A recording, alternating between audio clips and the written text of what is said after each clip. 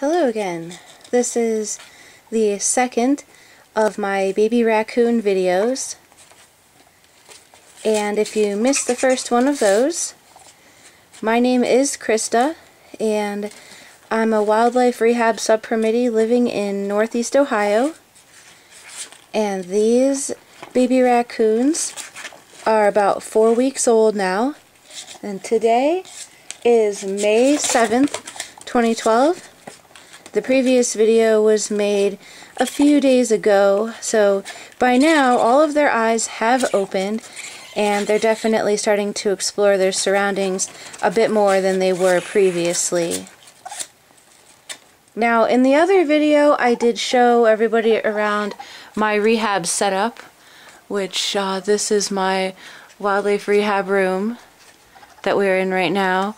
And it's obviously not a really large space, but I did just kind of give a little mini tour and show what everything is and what each thing is for. You may see that there have been some changes here. I stuffed a bunch of the cages inside of this larger cage here because I had to put fans in the window and the other cages were blocking. Other than that, everything's pretty much the same. I won't go into any detail about where the raccoons live or their various supplies and so on and so forth, but I will say that this carrier here that's covered with the zebra print sheet is where they actually stay.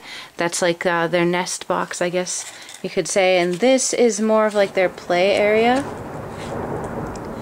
So I like them to be in here after eating so that they can defecate, and also so they can run around a little bit. Now, they don't always run around.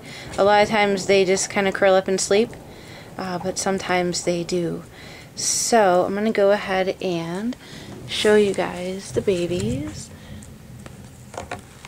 And you'll notice when I tell you their names that all four of them were named after notable Klingons from the Star Trek universe.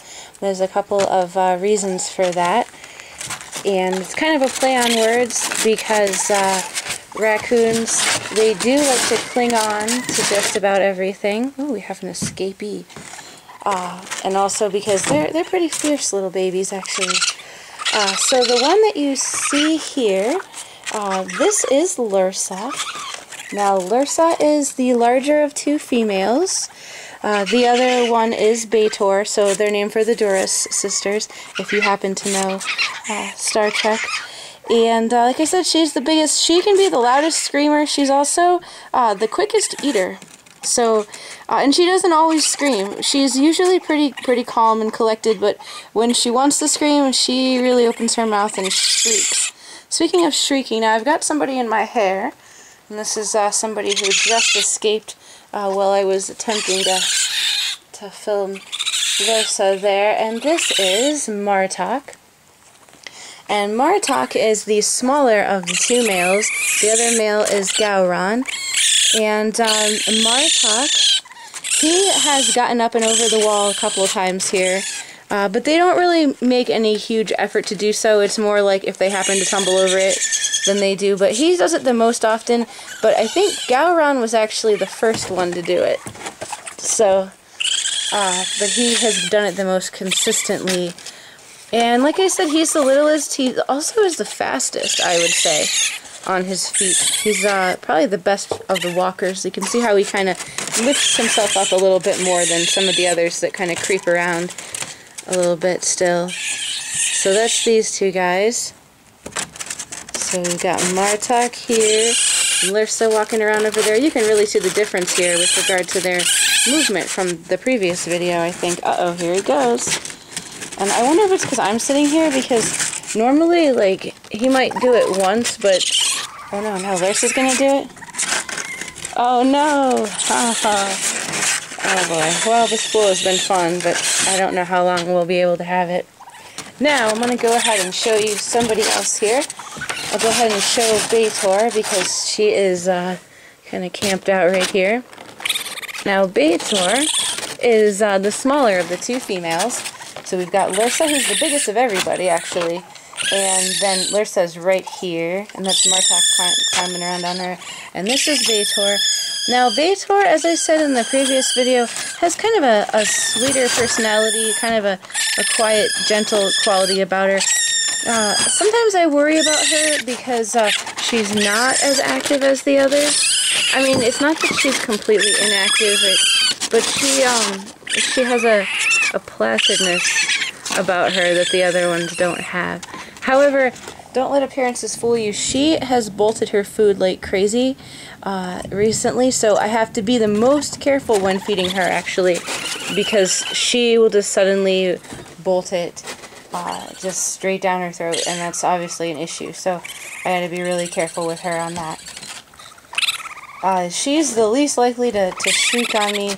She's kind of, like I said, got kind of a peacefulness to her, but her one vice is she rattles the bars of her carrier, so I had to cover it with a flannel pillowcase to try to keep her from doing that. That's what she does when she wants to eat. Well, the other guys, they scream, but she doesn't scream. She grabs the bars and shakes them. And then we've got one more guy over here, and this is Gowron, and Gowron is, the larger of the two males. Hold on one moment here. Okay. And come on. Oh boy. Get down. This is a two-hand job, I think. Here, hold on one second. I'll put you down here with these guys. Alright. Come on. Martok. Oh my gosh. Okay. Sorry about that. Got him. Like I said, that was kind of a two-hand job. It wasn't really... I couldn't really pull him off with just one hand because he was really clinging on. So this is Gowron here.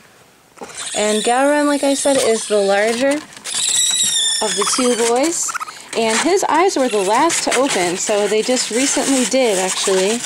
One of his eyes was closed for like quite some time. And the other was partially open, but he finally got both of his eyes open, so hooray for Gowron. Gowron was formerly known as the loudest screamer. I could always count on him to like shriek pretty much the whole time leading up to his feeding, but he stopped doing that now most of the time. He isn't that shrieky anymore, and he, like I said, was the first one to climb out. He hasn't done it since. Now it's mostly all Martok that gets into that.